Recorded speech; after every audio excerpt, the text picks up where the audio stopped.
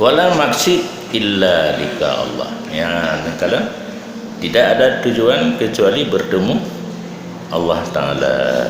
Fafihi na'im kulli, maka pada bertemu Allah itu nikmat seluruhnya, gadah lain juga.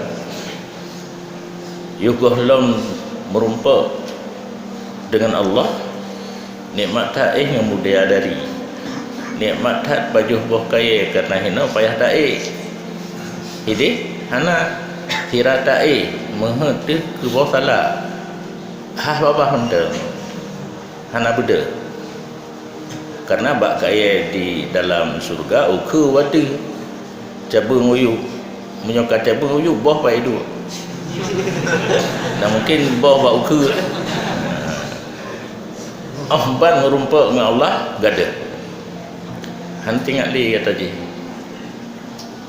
ka lazat hat dengan kalan au dilik kepada zat Allah. Yang ini naim kulli